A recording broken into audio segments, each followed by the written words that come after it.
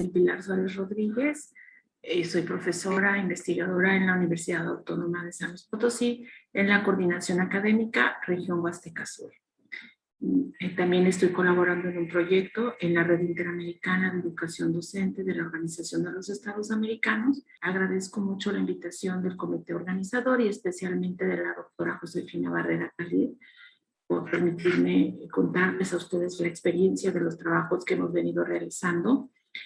a lo largo de los últimos años. Muchísimas gracias y espero que esta charla pueda contribuir a reflexionar acerca de la práctica docente, acerca de las actividades que realizamos dentro del aula como profesores, pero también de qué manera podemos nosotros a través de la educación en ciencias mejorar las condiciones de vida. Bueno, antes que nada quisiera platicar un poquito acerca de cómo es que hemos iniciado este trabajo y de lo que más adelante vamos a charlar. Pues quería compartirles que la Universidad Autónoma de San Luis Potosí abrió sus puertas a una nueva escuela en una de las regiones del estado de San Luis Potosí, específicamente en la región de Tamazunchale, que es una parte cercana al Golfo de México y es una zona de una biodiversidad increíble, pero pues también tiene pues muchos problemas asociados a la complejidad del mundo moderno. Pues nosotros sabemos que las ciudades van creciendo y pues vamos viendo algunos problemas ambientales, se van presentando algunos problemas pues también de índole social. Por ejemplo, aquí hay mucha migración, no hay empresas, no hay industria, entonces el campo pues no ha sido fuertemente trabajado en los últimos años. Y pues no hay como empleabilidad alta, entonces hay mucha migración y esto pues trae otros problemas muy complejos. Cuando la universidad decide abrir la carrera, por ejemplo, de Ingeniería Mecánica Eléctrica, que es donde yo estoy adscrita, y llegué yo como profesora, pues yo tenía esa preocupación de cómo íbamos a formar estos ingenieros, pero también cómo es que desde el seno de la universidad podríamos colaborar a la solución o a la atención de problemas de esta comunidad. Y entonces, pues, de aquí surge una de las ideas de cómo vincular el quehacer universitario, la conformación de profesionales y trabajo de ciencia con beneficio social. Estos problemas que nosotros hemos identificado en la UNESCO de alguna manera están siendo clasificados en los gobiernos, los han identificado como problemas en sus países. Entonces, tenemos aquí los objetivos de desarrollo sostenible, en donde el problema del hambre, por ejemplo, es un problema común, no solamente en nuestra región, sino también en otros países, y pues se están realizando como acciones para proponer iniciativas que puedan erradicar o disminuir esta problemática desde el 2020 hasta el 2030. Entonces, lo ideal es que nosotros podamos identificar estos problemas de nuestra comunidad y después ver de qué manera contribuir con ello. ¿Okay? Aquí podemos ver 17 problemas identificados y pues de alguna manera algunos de ellos nosotros hemos iniciado acciones para este trabajo. También en el aula, o sea, no nada más es importante reconocer lo que hacemos nosotros, lo que tendríamos que hacer desde los gobiernos, qué es lo que están proponiendo para ver si nuestras visiones son similares, pero también tenemos esa preocupación acerca de la docencia, o sea, una de nuestras tareas fundamentales o primordiales es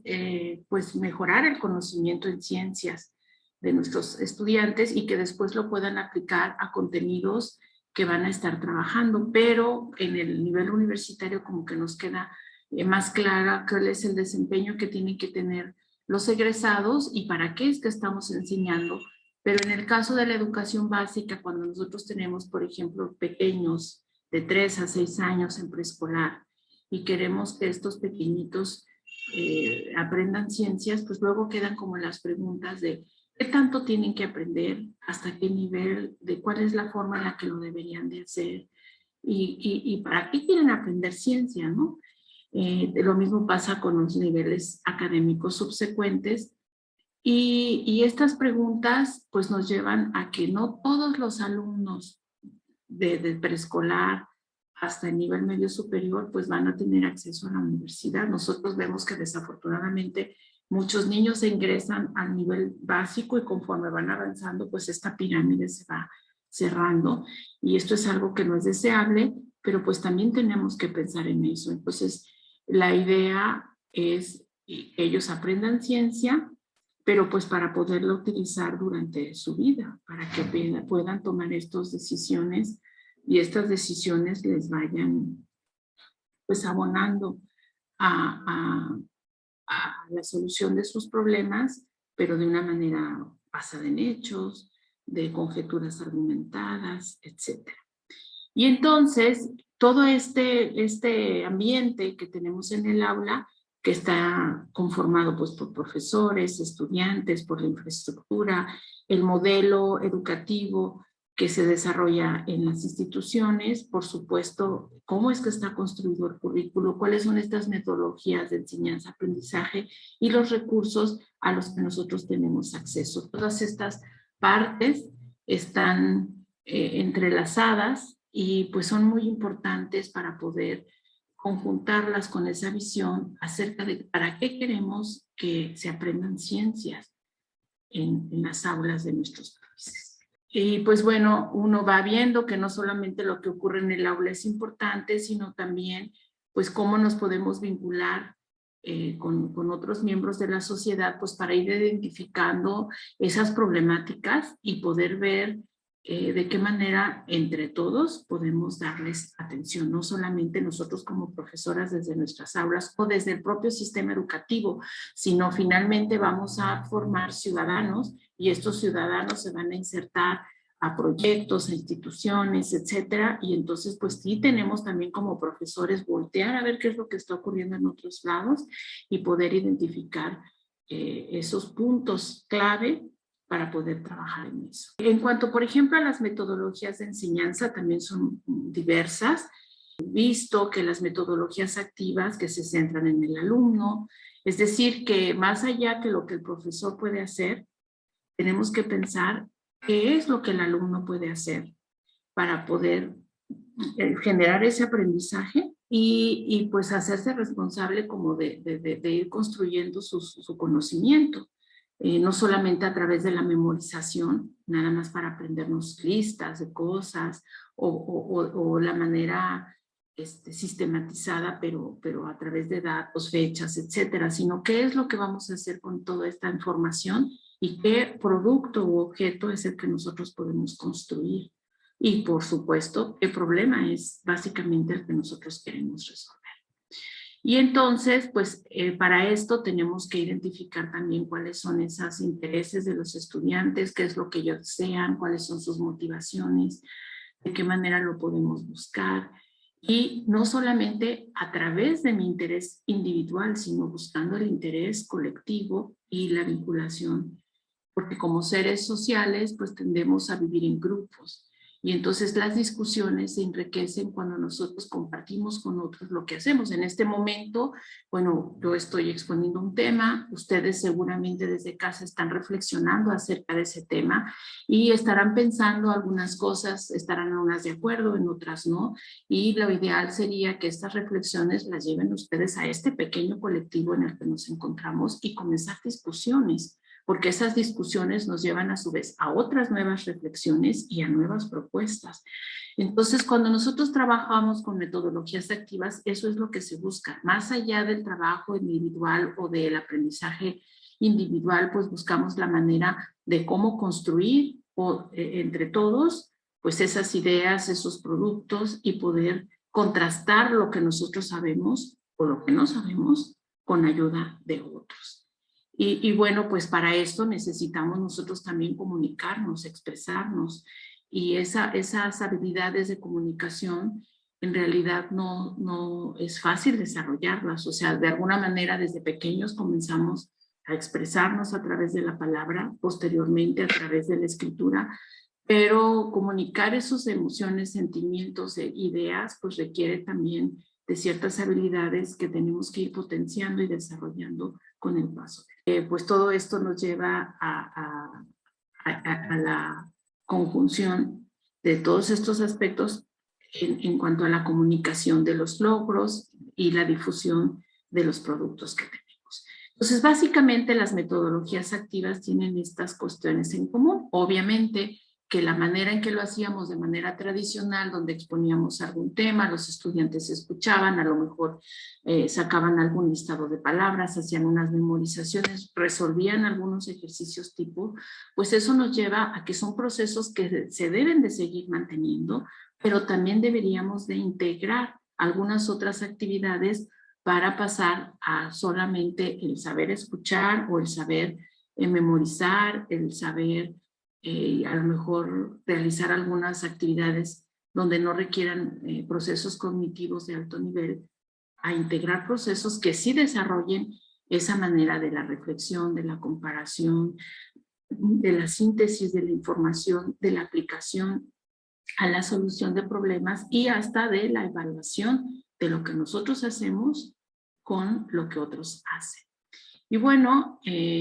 una de las experiencias o una de las herramientas que han sido recientemente integradas en algunos países incluye pues tener un enfoque de cómo para qué y por qué tenemos que enseñar a contenidos científicos y de qué manera tenemos que hacerlos. Como mencionaba, hace algunos años se dan cuenta que es necesario motivar a más jóvenes a que estudien carreras de ciencia, de tecnología, de ingeniería y de matemáticas. Pero ¿por qué queremos formar científicos y tecnólogos? O sea, queremos que sepan ciencia porque queremos que eventualmente estos jóvenes puedan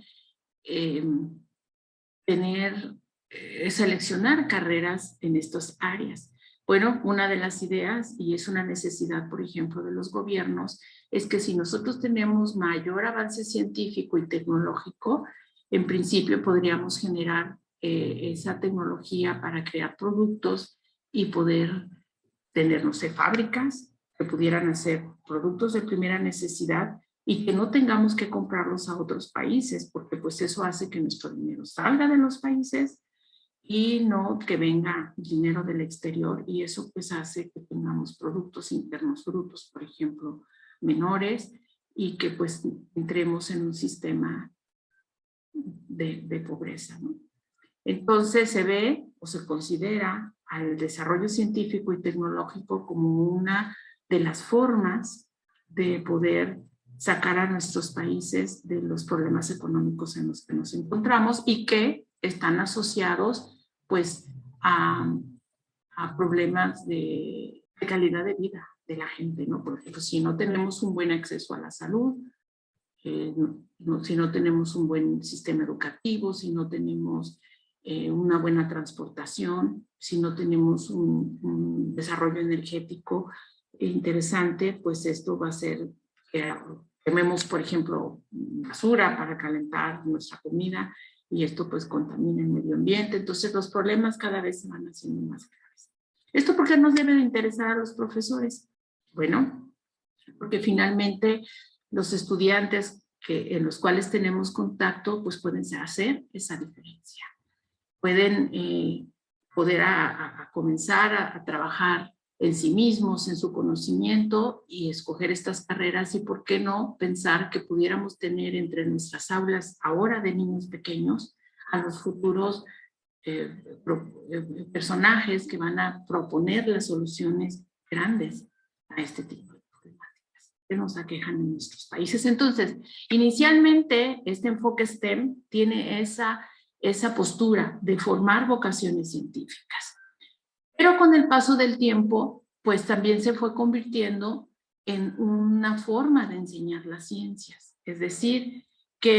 ¿cómo es que yo voy a integrar estos conceptos de ciencia, de tecnología, de ingeniería y de matemáticas en una clase? No solamente para motivar a los alumnos, sino para que aprendan. Y una de las características que tiene básicamente el STEM es porque atiende a esa solución de problemas. Es decir, que nosotros vamos a llevar un problema al aula y integrando todos estos conceptos, estas disciplinas de manera transversal, empezamos a buscar a través de las preguntas, a través del diálogo, a través de la indagación, la forma de resolverlos. Y durante la marcha, pues vamos a ir aprendiendo esos contenidos científicos, pero más de una forma en la que la hacen los científicos, en la que lo hacen los ingenieros en la práctica. Más que exista una diferencia de cómo resolvemos los problemas en el aula y cómo lo hacen los profesionales en un contexto real. Ese es básicamente el enfoque en el que se quiere. Entonces, el STEM, insisto, tiene dos vertientes. Una es primero como una política pública para promover las vocaciones científicas y cada vez tengamos mejores científicos y tecnólogos o más científicos y tecnólogos, pero de mayor calidad, para que puedan contribuir al desarrollo de nuestros países. Pero por otro lado, es una propuesta para aprender esas ciencias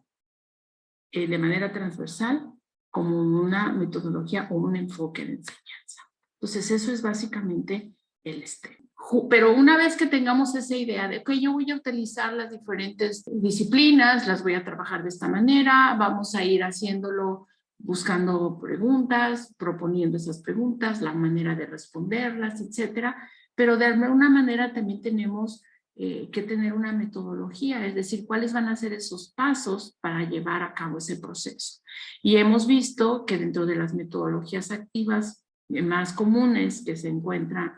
en la bibliografía y que se están trabajando de manera continua en las aulas, pues está, por ejemplo, el aprendizaje basado en desafíos o retos, el aprendizaje basado en problemas, el aprendizaje basado en proyectos, y hay una metodología que en lo particular me gusta mucho, que se conoce como el design thinking o el diseñando pensando, el diseñar pensando,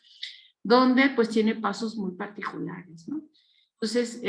nosotros lo que queremos básicamente en estas metodologías es la forma, sí, de empezar, la forma de identificar estos problemas, la forma de proponer cuáles son las posibles soluciones que nosotros vamos a tener, la forma de idear, cómo ejecutar esas ideas que nosotros tenemos, comenzar a trabajar en ellas y una vez que las tengamos, pues probar si estas ideas llevan a un término que nosotros estábamos pensando y si no lo hicieron, pues cuáles fueron las causas y si es necesario, pues regresarnos para comenzar a trabajar estos procesos. Entonces, dentro de las metodologías activas diversas, como profesores, lo que tenemos es esa idea de poner manos a la obra. Hay un concepto, un término en inglés que a mí me gusta mucho, que es como mentes andando, manos andando. O sea, hay que pensar, pero también hay que hacer.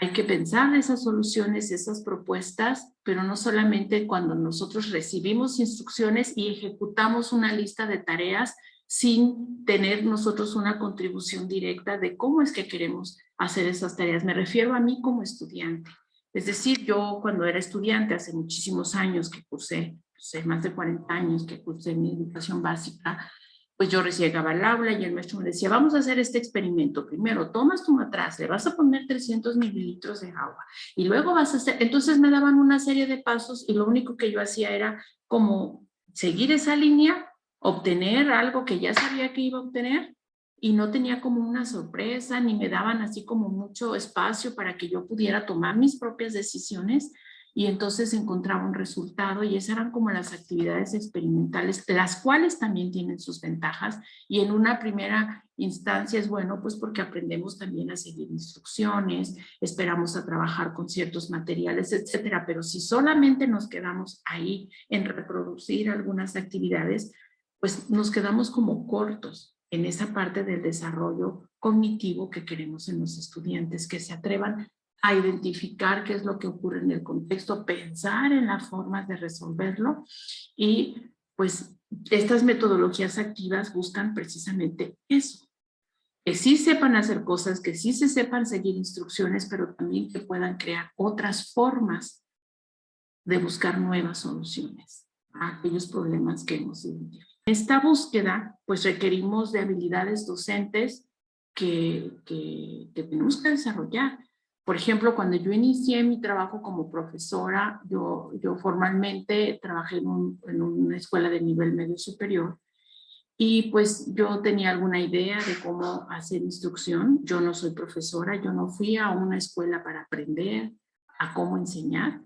Simplemente yo estudié una carrera universitaria y de ahí me fui a las aulas sin ninguna otra preparación más que el concepto de enseñanza que yo había aprendido de mis profesores durante mi trayecto formativo. Y bueno, pues con el tiempo me di cuenta que no, que necesitaría saber más, que necesitaba saber cosas sobre mis estudiantes, cosas sobre el aprendizaje, cosas de cómo exponer y expresarme, incluso cómo hacer que los estudiantes puedan trabajar en equipo de una manera colaborativa y que productiva y que puedan tener pues un camino mucho más fácil. Y pues en ese momento me di cuenta que yo requería para mi formación pues aprender estos conocimientos y fue por eso que me dediqué un poquito a tomar algunos cursos de docencia y posteriormente pues decidí estudiar un doctorado en enseñanza de la física porque pues era la labor en la que yo me desempeñaba. Y entonces después surgió una preocupación, bueno, ya pude atender a lo mejor de manera personal o me hice responsable de cómo es que podía ser mejor profesor, pero pues de alguna manera quise compartir con otros colegas lo que yo había aprendido en cuanto a la formación de docencia o de docentes. Y bueno, empezamos a desarrollar algunos trabajos, a hacer algunas actividades con mis colegas de otros niveles educativos, no solamente del nivel universitario, y pues de alguna manera mi trabajo me llevó a formar parte de la Red Interamericana de Educación Docente. Esta es una iniciativa financiada por la Misión de los Estados Unidos. Este es un proyecto que ya lleva 4 fases. Nos encontramos en este momento en la fase 4. Y lo que busca esta Red Interamericana de Educación Docente es precisamente poner en contacto a profesores, poder escuchar sus voces y poder contribuir a mejorar las habilidades docentes en un enfoque STEM, pero con una visión de inclusión. En esta Red Interamericana de Educación Docente que se encuentra dentro de la Organización de los Estados Americanos, pues básicamente tiene ese objetivo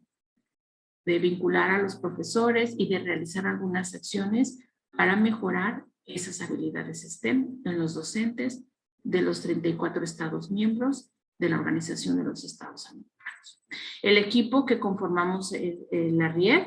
está Rebeca Vieira, ella es la coordinadora de la RIED, Alison Owens, ella coordina un equipo, un proyecto muy bonito que se llama Equipos de Proyectos, donde aquí, bueno, se van escuchando de manera conjunta a diferentes actores que conforman las redes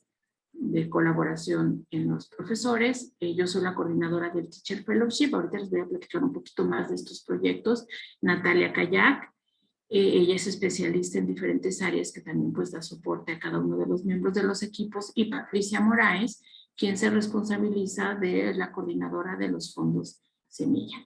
Entonces, este equipo de proyecto, pues, llevamos a cabo esta red interamericana, que es precisamente esa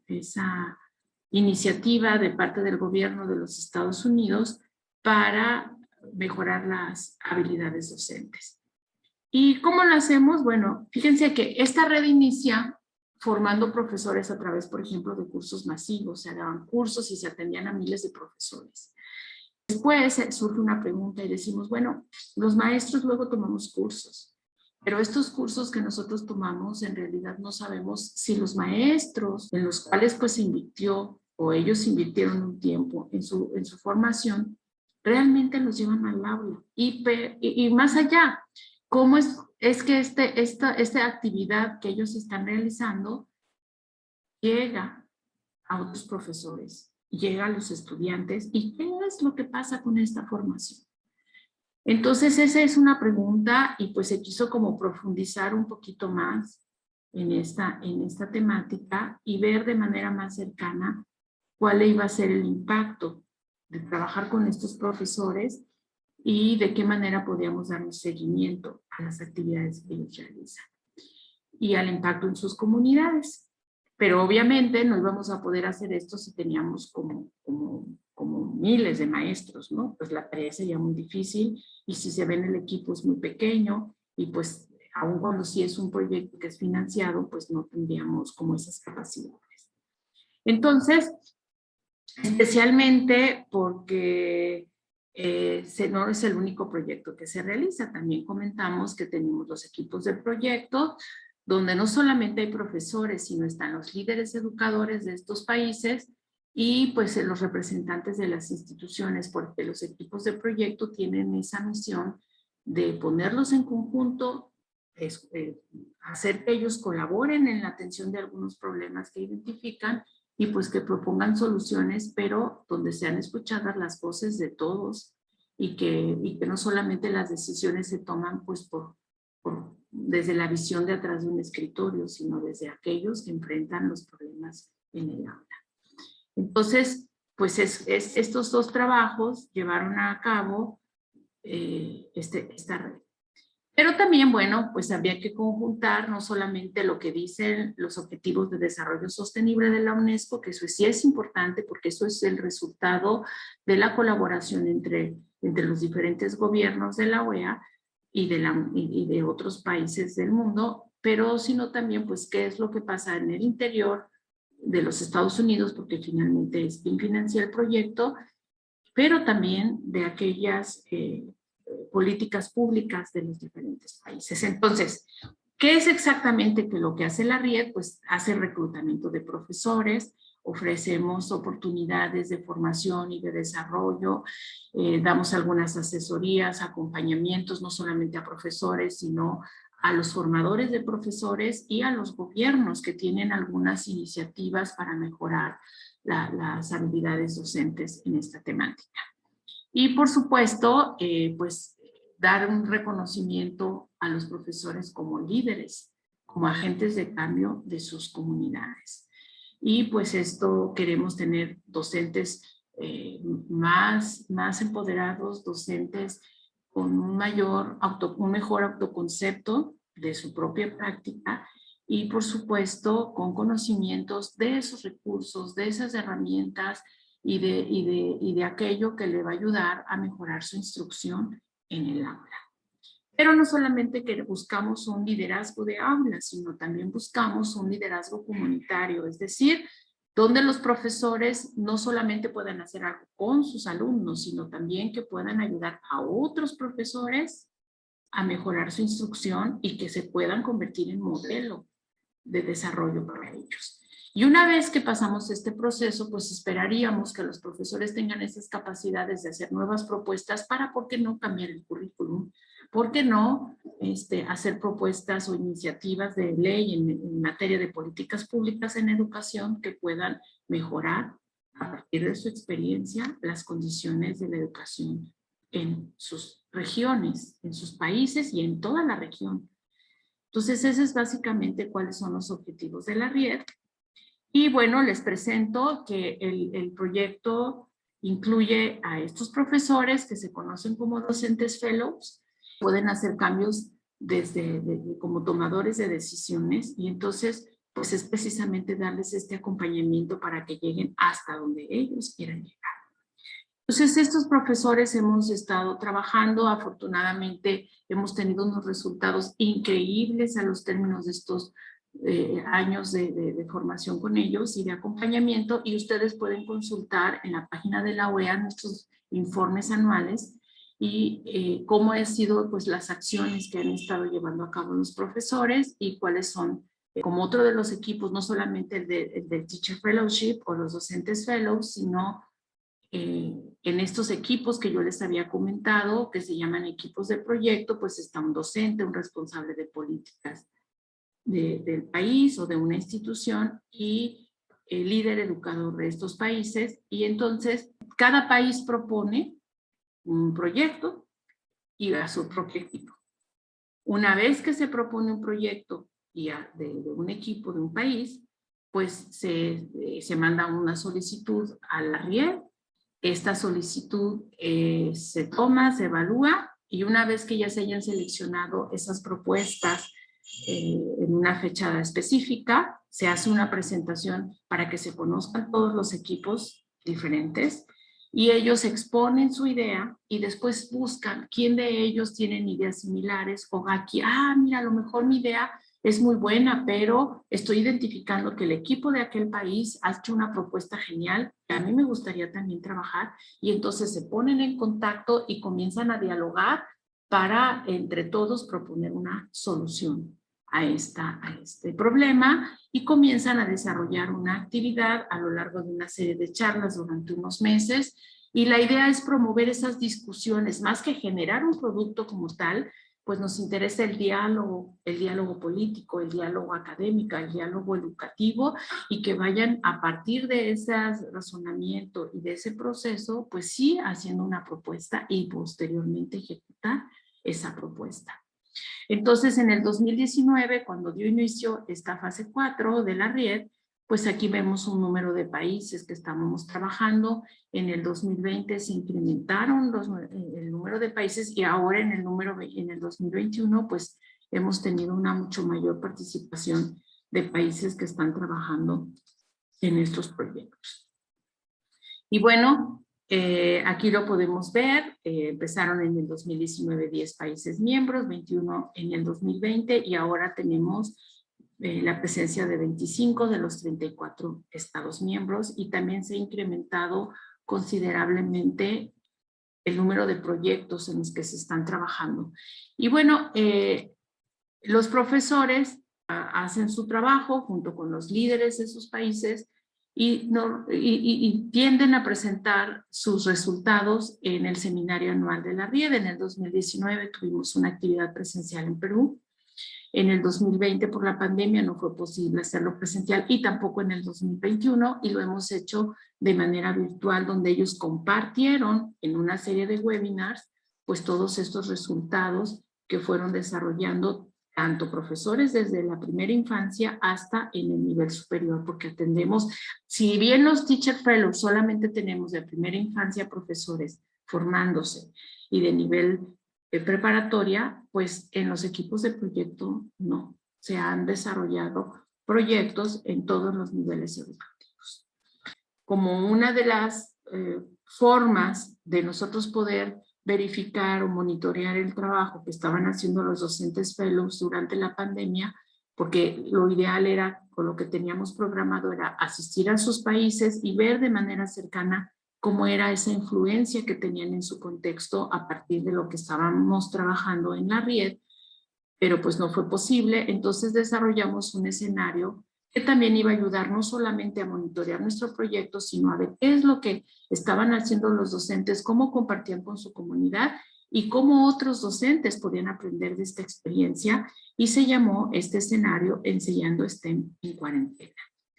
Entonces, pues tenemos una serie de webinars que están ahí disponibles en la página, que ustedes pueden acudir, pueden observar este video donde pues nos platicaron no solamente cómo estaban trabajando los profesores en ese momento, sino también qué recursos íbamos aprendiendo para atender desde el trabajo en línea a nuestros estudiantes. Entonces, yo les recomendaría que ustedes puedan ir a la página, y pues estos videos están ustedes disponibles en YouTube, y como sabemos podemos utilizar ahí la traducción y podamos aprovecharnos de estos recursos. Al mismo tiempo hay otro tipo de colaboraciones, además de docentes fellows, de los equipos de proyecto, pues también se tienen colaboraciones entre instituciones. Por ejemplo, ahorita hay un proyecto muy bonito de apoyo para la Universidad de West Indies, donde se está trabajando en un curso de STEM para profesoras de primera infancia, y bueno, también se ha hecho colaboración entre diferentes países. Además de esto, pues ofertamos un curso de estrategias pedagógicas para el desarrollo del pensamiento crítico. También ustedes pueden acercarse con nosotros para poder tener acceso a todos estos recursos y puedan pues reconocer estas estrategias pedagógicas y podamos aprender a cómo conducir preguntas, qué preguntas tenemos que hacer, esas preguntas impactantes, esas preguntas detonadoras que son muy importantes en la educación STEM, y que no es fácil pues como profesores que se nos ocurran estas preguntas, porque pues también tenemos que ir desarrollando esas habilidades. Entonces eso y otras cosas podemos aprender en este curso y pues tenemos disponibles para ustedes esta información. Entonces también pueden contactarse con nosotros. Les comentaba que para hacer la presentación de los trabajos que se han desarrollado tenemos dos escenarios. Uno es la presentación o sesiones de carteles y también los seminarios anuales. Entonces, en esas dos actividades, ahorita acabamos de pasar en el 2021, normalmente lo hemos hecho a través de una plataforma virtual donde nosotros nos convertimos en unos monitos, somos un avatar que tenemos que diseñar, nos metemos a la plataforma y nos vamos a ver ahí moviendo, caminando libremente por este programa, y entonces cuando te encuentras de frente con un monito, pues te aparece su cámara y pues ya lo podemos ver. Y eso facilitó mucho la interacción y bueno, ahorita superamos, en el 2021 tuvimos más de 12,000 asistentes y pues hemos visto que los profesores han aprovechado de esta iniciativa y además de conocer lo que están haciendo los equipos de proyectos y los Teacher Fellowship, pues también podían presentar ellos qué es lo que están haciendo de sus países y compartieron, tuvimos alrededor de 100 pósters y alrededor de 25 talleres, tanto en portugués como en español y en inglés, donde podíamos conocer algunos recursos y herramientas, pero no solamente con miembros de la red, sino cualquier otra persona que quisiera contribuirnos. Y bueno, adicionalmente, pues estamos trabajando en un proyecto de investigación para ver desde cómo es la colaboración, cómo ha ido avanzando, etcétera, y pues nos encontramos en ese proceso. Entonces, la idea es ir acercando a los docentes de todas las partes del mundo y llevando estas actividades de formación y de promoción docente. Entonces, si ustedes gustan trabajar alguna iniciativa, aquí tenemos en Brasil precisamente en un equipo que está colaborando México con Brasil. La líder de Brasil es la doctora Josefina Barrera, el líder en México es el doctor César Mora. Entonces ellos están proponiendo han hecho una propuesta para trabajar filosofía para niños a través del enfoque STEM y pues están desarrollando algunas actividades de formación de docentes en Brasil y en México. Y posteriormente esta iniciativa pues se va a dar a conocer a otros profesores a lo largo de las Américas. Entonces, cualquier idea que ustedes quieran, podrían acercarse con nosotros y ver de qué manera podemos implementar algunas de estas acciones con ustedes, o si ustedes ya tienen alguna propuesta, pues por qué no acercarla con nosotros y darla a conocer a los miembros de la red que superan los 100,000 profesores. Estas son algunas actividades que hemos hecho desde México, pero que además pues tenemos otros socios que se han ido integrando con el tiempo y periódicamente hacemos pues algunas acciones, vamos compartiendo todo lo que se hace para que se vayan consolidando estas iniciativas que se van proponiendo. Esto es en cuanto a la red, es decir, la formación de docentes en STEM con un enfoque de equidad de género es algo que hemos estado trabajando, pero adicionalmente les contaba que yo soy profesora investigadora en México y decimos, bueno, ¿cómo es que podemos integrar nuestra actividad de docencia y nuestra actividad de investigación? Y yo empecé a trabajar acerca de una línea de investigación que se llama Educación STEM para el desarrollo sustentable de las comunidades. Y bueno, ya tenemos algunos productos. Por ejemplo, en esa primera fase de cuando yo llegué a la región, no sabía exactamente qué era lo que ocurría. Iniciamos un tipo de diagnóstico para poder identificar esas problemáticas que nos aquejaban en la región, y pues estas reflexiones aparecen en un libro donde nos ayudó pues precisamente a reconocer qué era lo que podíamos hacer. Y más adelante acabamos de publicar un libro este año donde se recuperan algunas de las acciones que han hecho los profesores con los cuales colaboramos o las comunidades con las cuales colaboramos en esta parte del país, y pues ahí podemos ver estas actividades, ¿no? De las cuales les voy a platicar un poquito. Entonces, para esto nosotros usamos un modelo de trabajo con la comunidad, porque miren, nosotros podemos hacer cosas. Yo tenía esa idea y decía, bueno, a ver, yo estoy trabajando desde el doctorado con estudiantes de ingeniería y yo quería que aprendieran física o ciencias de una manera en particular, y entonces quería yo ver cómo lo podía hacer en el nivel universitario bajo un aprendizaje activo, pero más bien me preocupaba como cómo tenía que planear mis clases, cómo es que tenía que hacer todo este proceso. Pero llegó un momento en cuando estoy en este lugar y vio tantas cosas y decía, bueno, yo quiero hacer como un poquito más. Sí quiero seguir trabajando en el aula, me preocupo por el aprendizaje de mis estudiantes, me preocupo por mi docencia, pero también me gustaría vincular lo que yo estoy haciendo. Y entonces, pues lo que empezamos es ver qué actores sociales estaban integrados, como la escuela, la comunidad, el sector productivo o empresarial, etcétera, pero también el gobierno. Y entonces pusimos ahí en el centro como las actividades de docencia y de investigación y la vinculación con estos diferentes actores donde tendríamos diferentes niveles de colaboración, es decir, íbamos a estar en contacto con los diferentes recursos y por supuesto con las políticas públicas, tanto institucionales como las normas de conducta de la comunidad. Porque a veces, por ejemplo, nosotros tenemos alguna idea de cómo debe de funcionar o cómo debe de ser una situación desde una urbe o desde un contexto de ciudad, por ejemplo. Pero cuando llegamos a una comunidad donde tienen sus propias autoridades, nosotros acá les llamamos autoridades ejidales, que ya son normas muy específicas de esa comunidad y a veces no están como integradas. Y entonces tendríamos que revisar pues esos aspectos. Y aquí lo que buscamos es precisamente buscar esos niveles de colaboración y cómo podemos entretejerlos, pero también pues hacer esa integración territorial, promover la participación ciudadana y especialmente cómo podemos apoyar al cuidado de la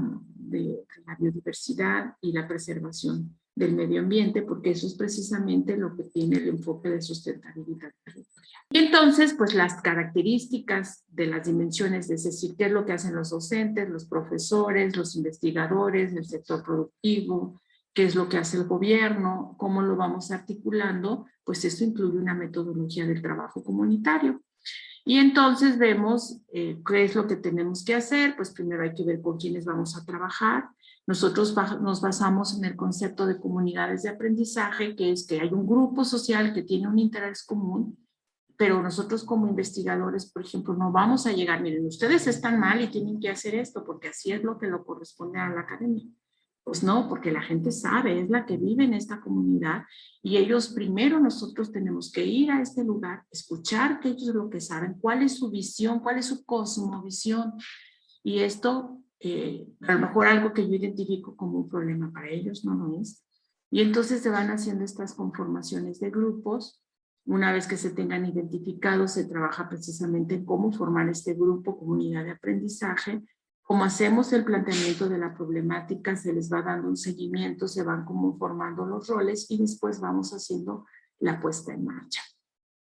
Pero aquí lo importante es pues integrar o incluir a nuestros estudiantes los contenidos que vamos aprendiendo en nuestra materia y todo lo que involucra el ámbito académico, pero no solamente actuar desde el aula.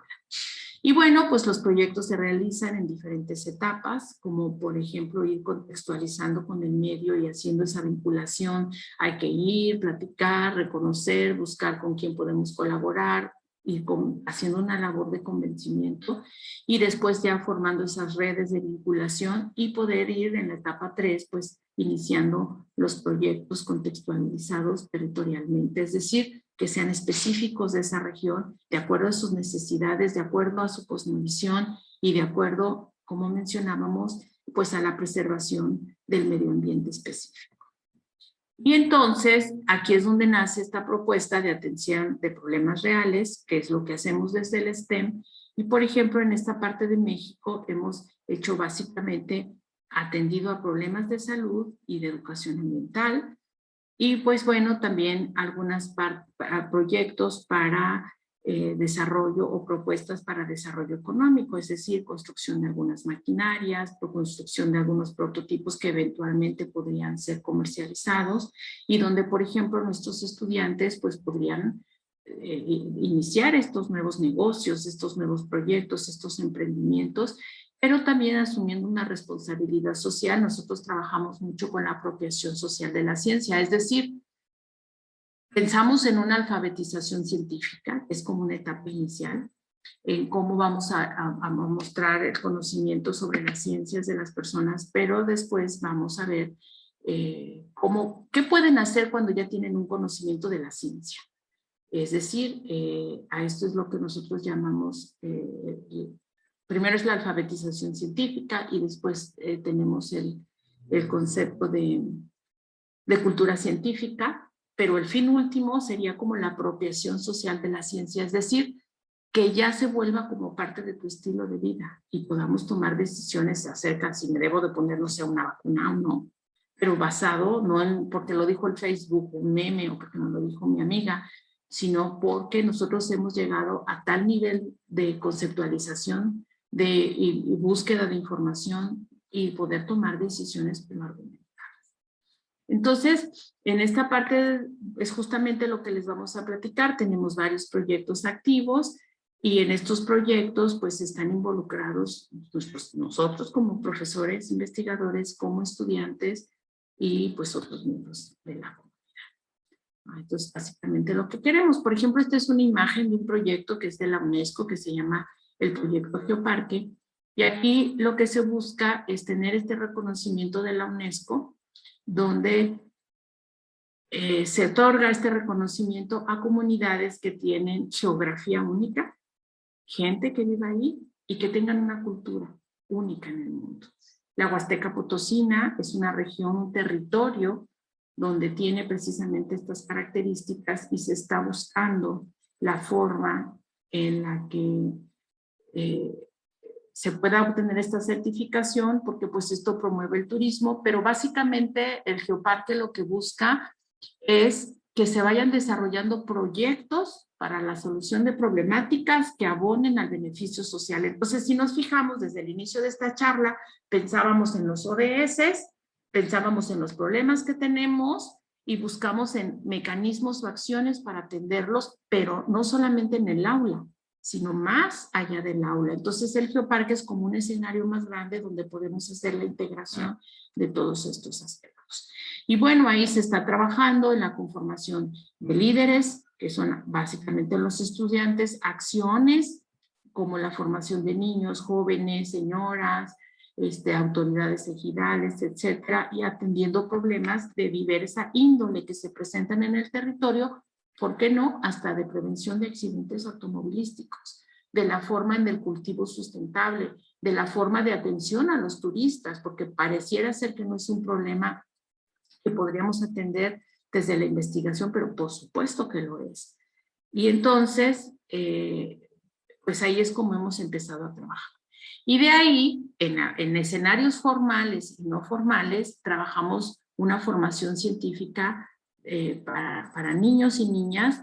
es decir, vamos a las escuelas, hacemos actividades apegadas al currículum y proponemos estas actividades a través de secuencias didácticas a los profesores, pero también hacemos ferias de ciencia, actividades en las plazas públicas, actividades en otros escenarios, en cursos de verano para niños, donde vamos acercándolos a la ciencia, pero de una manera de resolver o crear estos talleres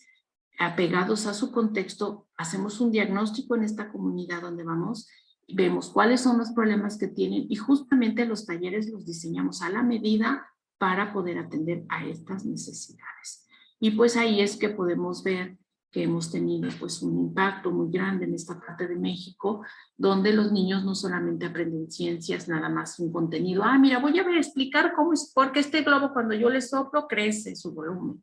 ¿no? Si son muy pequeñitos, sino estos conceptos aplicados normalmente a problemas que están en su comunidad y ahí vamos aprendiendo pues estos temas. Y bueno, también vemos arte, por ejemplo, ¿no? Aquí tenemos una imagen de una mujer huasteca donde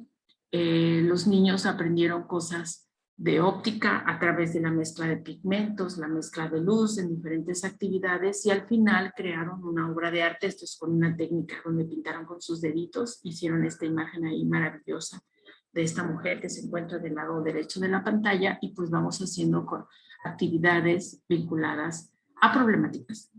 a ciencia transversalmente y a cosas de arte, ¿no? Hay quienes luego al STEM le gusta incluirle la A y llamarle STEAM, Y nosotros, bueno, pensamos que un producto puede ser una obra artística y que, bueno, si alguien quiere ponerle la A para que sea evidenciado que ha incluido el arte, pues lo podemos hacer. Pero aunque no la lleve la A de arte, pues también es parte del proyecto. Y bueno, para esto también hacemos, por ejemplo, talleres, pero bajo una metodología, juntamos a los niñitos, exploramos sus conceptos, sus conocimientos, sus dudas, etcétera, y con estos vamos construyendo estos materiales educativos con los cuales nos apoyamos para impartir estos talleres. Entonces tenemos, por ejemplo, una guía del automovilista, tenemos cómo hacer experimentos, que es el método científico, y las matemáticas y las burbujas, el jabón, por ejemplo, esta historieta me gusta mucho, y pues vamos trabajando en estos materiales de esta manera desarrolladas. Y bueno, nos hemos preocupado un poquito por la atención específica de la promoción de la ciencia con las niñas, pues porque en esta parte del país tenemos esa problemática. O sea, mi carrera de ingeniería mecánica eléctrica, iniciamos actividades en 2012, la primera generación la tuvimos en el 2017 y justamente el día 14 de septiembre se gradúa la primera mujer estudiante egresada de esta carrera. O sea, ya llevamos prácticamente 5 generaciones y vamos a tener apenas la primera mujer graduada. Entonces hemos hecho mucha labor en este sentido, creamos un programa de formación científica que inició hace alrededor de 4 años de manera presencial, donde las niñas cada viernes hacen un rol diferente, aprenden conceptos de ciencia, que también son talleres específicos, tienen el contacto con una mujer científica, una investigadora, una académica de reconocido prestigio, y entonces ellas hacen tecnología de granos, tecnología de lácteos, aprenden, un día son enfermeras, otro día hacen ingeniería de materiales, creando sus propios materiales, una planta, etcétera, ¿no? Entonces ahí vamos viendo todos estos proyectos que van desarrollando las niñas y bueno, en el 2020, con la pandemia, llevamos a cabo este proyecto de manera virtual y ya no solamente tuvimos niñas de la región huasteca, sino que tuvimos alrededor de 400 niñas en 14 países donde hacemos este tipo pues, de acercamiento de manera virtual y estamos por iniciar ya una fase 5 donde vamos a tener también un acompañamiento para dar pues mejora del autoconcepto, de la autoestima, etcétera, porque son imprescindibles para nuestro desarrollo científico. Entonces, adicionalmente a estos programas y talleres de formación para promover vocaciones científicas en niñas, pues tenemos otras actividades, asesoramos proyectos en niños, apoyamos a sus profesores para que los vayan guiando y ellos puedan pues ir desarrollando esa sensibilidad hacia el conocimiento científico, su amor por la ciencia, pero insisto, que vayan reconocimiento estos productos. Esto nos llevó a crear una escuela de pequeños ingenieros donde damos, pues, está también basada en un modelo STEAM, vamos asignando tareas a los profesores, a los alumnos, tenemos como un plan pequeñito de estudios para los niños y esta parte, pues vamos desarrollando estas actividades. Los niños van aprendiendo no solamente robótica, bueno, esto es como un gancho porque a los niños y a los papás quieren que aprendan electrónica y robótica, pero la verdad es que nos preocupamos por otro tipo de ingenierías, no solamente esta, sino ingeniería ambiental, ingeniería civil, o sea, vamos haciendo proyectos que también tengan conocimiento de otras ingenierías y que vayan pues creando ese concepto de trabajo multidisciplinario y para la solución de problemas. Y bueno, pues si se fijan, también tenemos aquí arte y otras cosas que tratamos que ellos vayan desarrollando. Pero también tenemos proyectos como este, que es un ejemplo del trabajo STEM, donde están mis estudiantes de otras carreras presentes y el vínculo con las comunidades. Les voy a platicar un poquito de un programa de monitoreo de fauna que tenemos en el campus. Bueno, esto es colaboración con otros ingenieros y un grupo que surge pues en el seno de estos proyectos y es un grupo de divulgación donde los estudiantes, ahora ingenieros, pues han podido crear su propia iniciativa de promoción y divulgación de la ciencia, que ha sido pues muy exitoso. Y ellos pues han trabajado de manera directa en este proyecto. Entonces, esto que tenemos aquí es una imagen satelital de mi campus, son alrededor de 20 hectáreas, esa línea amarilla que ustedes ven son las fronteras de mi campus. Y lo que decidimos es preguntar, mira, llega a la universidad, el pueblo aún está creciendo, llegamos a media selva, algunas partes ya se están erosionando o se están más bien deforestando, esa es la palabra. Y podemos colocar cámaras y ver si llegan o no animalitos, porque a veces veíamos que llegaban venaditos a nuestro campo, pero queríamos tener como sistematizado qué era lo que pasaba. Y entonces fuimos desarrollando este proyecto, se colocaron cámaras alrededor de todo el circuito y pues ahí hemos tenido pues ya avistamientos y estamos, ya hemos redactado el artículo, estamos esperando, pues lo que hemos encontrado es que sí tenemos esos avistamientos, hay ciertas zonas en las cuales los animalitos van llegando y pues hemos desarrollado algunos proyectos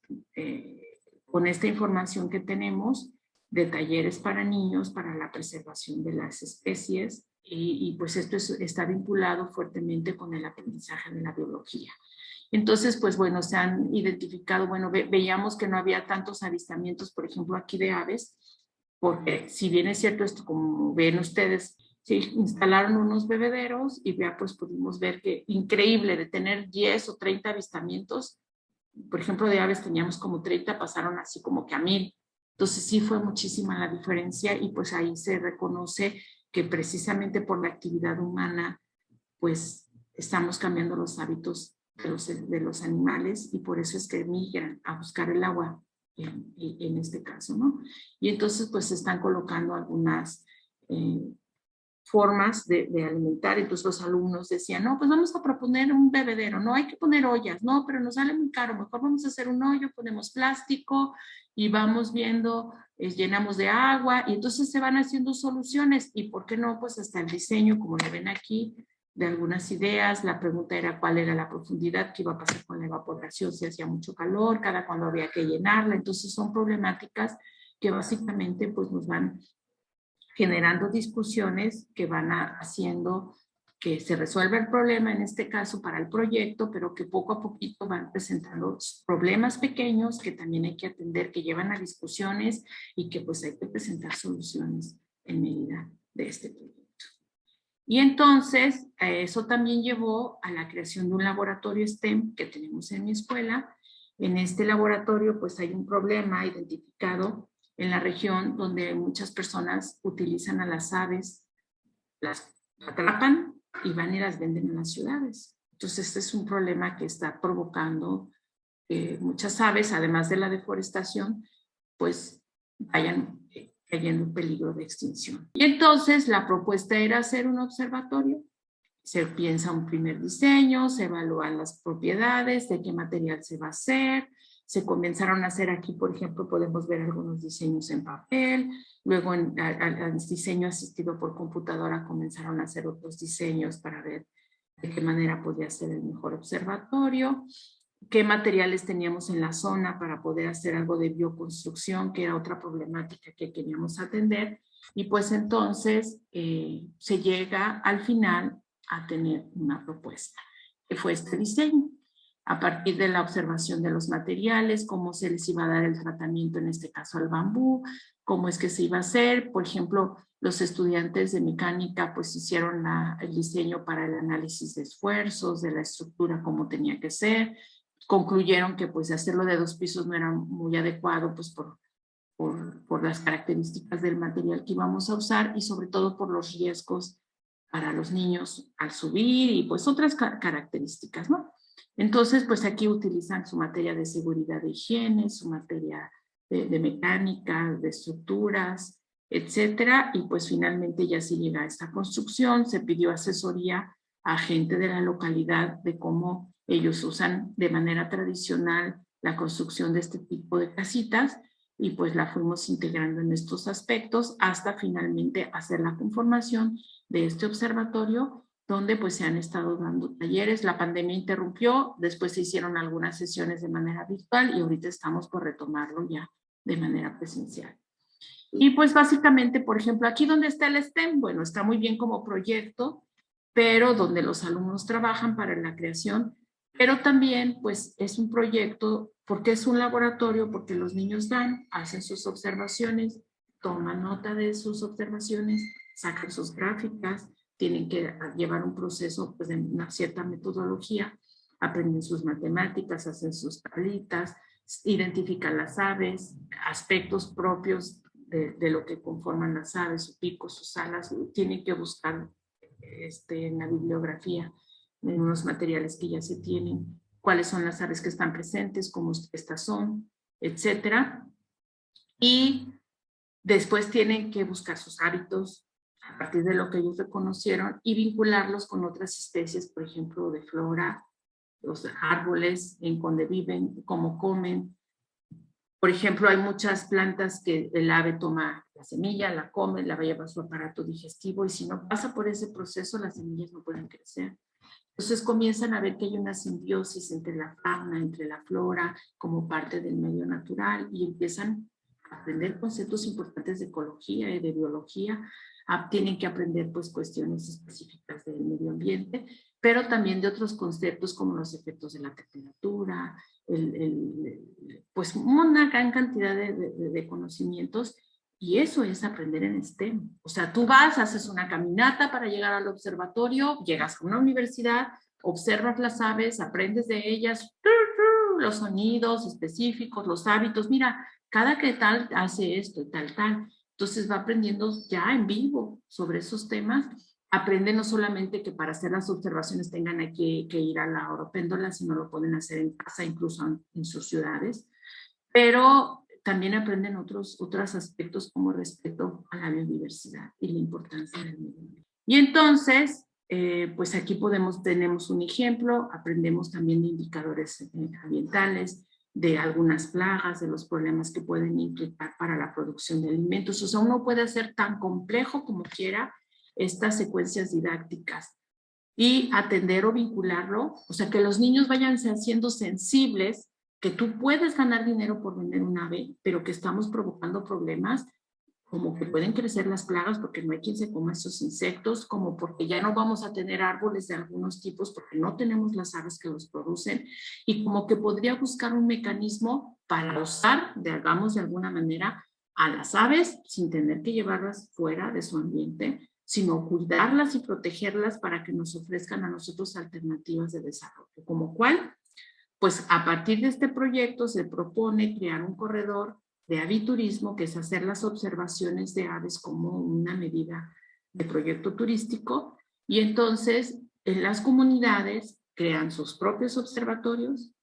aprendan sobre las aves, pero aprendan a atender al turista, a crear otros aspectos de apoyo como venta de comida, como creación de artesanías a partir de las aves, y vincularlos con su cultura, porque por ejemplo acá hay una canción que se llama El Querreque, Querreque, pues eso es parte fundamental de la cultura huasteca y el querreque es un ave. Es tan importante y forma parte tanto de la cultura que se vuelve, entonces esto, y los niños empiezan a crear esos colores, los asumen con ciertas cosas, pero también tienen que ver con el colorido de las aves. Entonces, pues van vinculando o van creando un pensamiento complejo o para resolver esos problemas, pero desde la complejidad,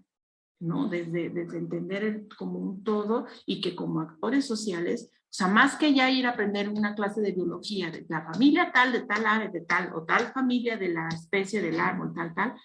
sino más bien que vayan aprendiendo cómo entre todos podemos dar atención a esos problemas de la comunidad. Y bueno, pues se trabajan con instituciones que ya tienen ciertos materiales. Ahorita se acaba de crear un libro de aves de la Huasteca, en los cuales colaboraron pues mis compañeros. Y pues bueno, se han desarrollado también otros esquemas de desarrollo. O sea, para poner fin a esta parte del aviturismo, si se fijan, estamos pasando de una actividad de aula, de clase, de ingeniería de materiales, a un problema que podemos,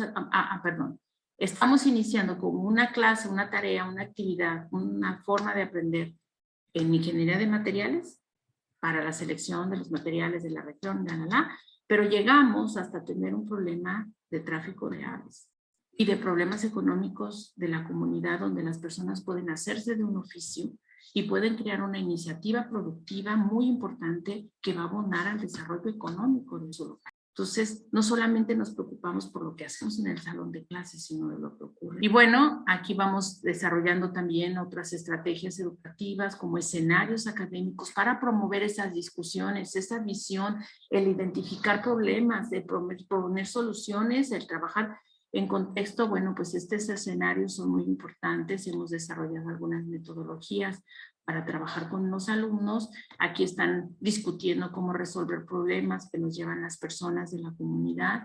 que nos piden, hágame una máquina para esto, hágame una máquina para aquello, en este caso una máquina para empacar café, y entonces vamos pues resolviendo esos problemas, van y visitan las empresas, cómo pueden mejorar sus procesos o sus maquinitas para hacer pesos de las personas, cómo podemos ayudar a la calidad de vida de un enfermo. Este es, por ejemplo, un trabajo que hizo uno de mis estudiantes donde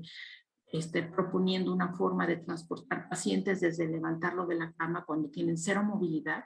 completamente parapléjicos, cómo a través de esa cobijita lo van levantando con la gruita del pie,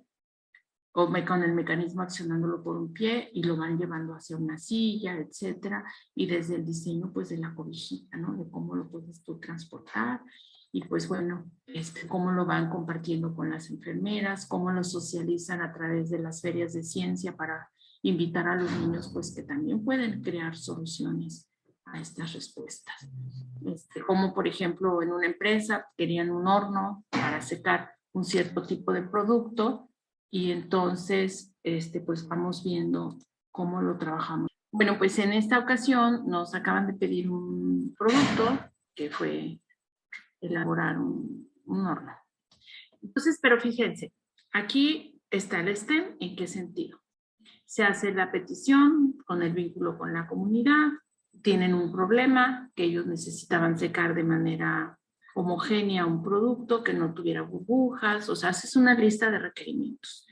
Y luego ya de ahí, pues se procede a ver de qué manera se puede hacer el diseño, se hacen bosquejos en papel, se comienza una discusión de cuál es la temática, cuáles son las posibles propuestas, qué materiales tienes que escoger, cómo los vas a hacer, cuáles son sus características, qué partes debe incluir, y se hace una primera propuesta a través de simulación, se meten los parámetros y las características que se identificaron, y ya pues bajo previos cálculos específicos, de acuerdo a la temperatura que se desea alcanzar, cómo se desea que se haga la transferencia. Se hace el diseño, y una vez que se tiene el diseño, pues se comienza a hacer la simulación, se prueban las condiciones, se arrojan 3 modelos, se escoge uno, se construye, se prueba y listo. Y pues básicamente, y pues hacemos esas discusiones, puedes presentar el problema, la problemática, se van discutiendo, haces preguntas que vayan guiando a los alumnos, los organizamos en equipo, hacemos esos trabajos, dependiendo si es aprendizaje en proyectos, otros aspectos, si es en retos, otros aspectos, si es en design thinking. Es básicamente, ya tienes el problema, pero el enfoque o la forma en la que lo vas a abordar es lo que tenemos que considerar, y eso nos va a determinar la metodología con la que nosotros vamos a abordar. Entonces, vamos presentando las problemáticas, etc. Y pues eso es básicamente la forma en la que nosotros trabajamos. Estos son mis datos de contacto. Agradezco mucho su asistencia y pues quedo a la orden para cualquier comentario, para que cualquier organización de algún evento o alguna actividad que podamos hacer en colaboración. La reflexión final es esta, maestros. La reflexión final yo la quiero atender acerca de cómo es que nosotros vamos a pensar en nuestro contexto, de qué manera vamos a resolver esos problemas, de qué manera vamos a trabajar estas actividades, con quién vamos a colaborar, qué problema vamos a resolver, qué tengo al alcance de la mano para resolverlo. Y después decir, bueno, ¿qué es lo que puedo hacer desde mi asignatura? ¿Qué me permite hacer mi currículum? qué materiales y recursos tengo a mi alcance, cuáles son esas características que yo puedo desarrollar y cómo es que yo lo puedo trabajar. ¿Okay? Entonces, pues eso es básicamente la forma en la que nosotros lo vamos a trabajar y lo vamos a realizar de esta manera. ¿Okay? Entonces, agradezco mucho su participación, quedo abierta, como les comentaba, a sus preguntas, y pues ha sido un gusto compartir lo que hemos estado trabajando en estos últimos meses. Muchas gracias.